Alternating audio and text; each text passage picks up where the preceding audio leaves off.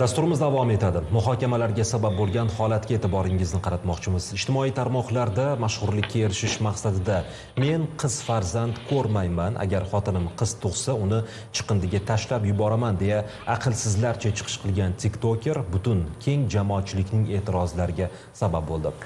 Muxbirimiz Shavkat Aminov ushbu holat bo'yicha jurnalistik surishtiruv o'tkazdi.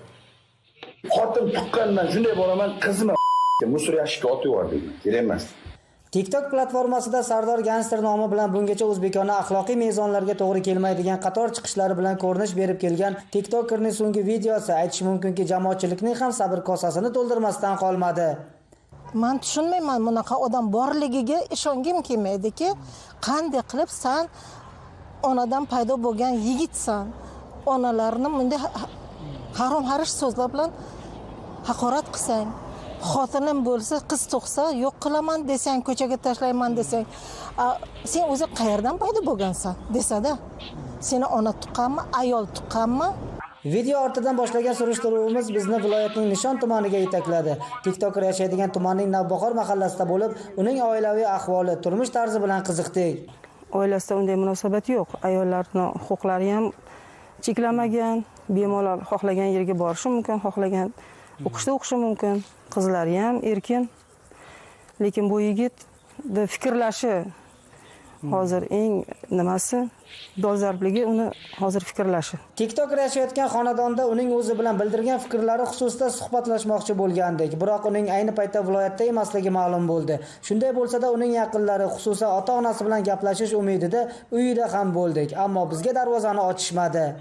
Iltimos sizlarda tez cho'kib kechirim so'rayman. Yolvorib bir marta kechiringlar, iltimos. Alloh uchun bir marta kechiringlar menday bir bandani, iltimos.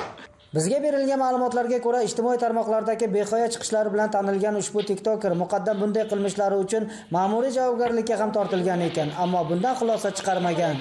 Ijtimoiy tarmoqlar orqali xotin-qizlarni qadr-qimmatini beodoblik bilan tahqirlagan TikTokerga nisbatan Nishon tumani Ichki ishlar bo'limi huzuridagi tergov guruhi tomonidan O'zbekiston Respublikasi Jinoyat kodeksining 140-moddasi 2-qismi bilan jinoyat ishi qo'zg'atilib, tergov harakatlari olib borilmoqda.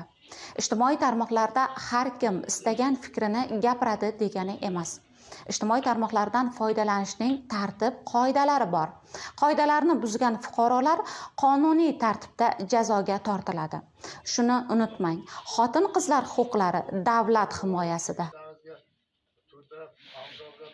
Assalomu alaykum, hurmatli obunachilar. Zo'rmisizlar, yaxshimisizlar? Shu Sardor Gangster shu qilgan ish to'g'rimi? Nima deb o'ylaysizlar? Menga noto'g'ri. Fikrlaringizni yozib kommentariy yozingizlar. Qani, kim nima fikr bildiradi? To'g'rimi, noto'g'rimi?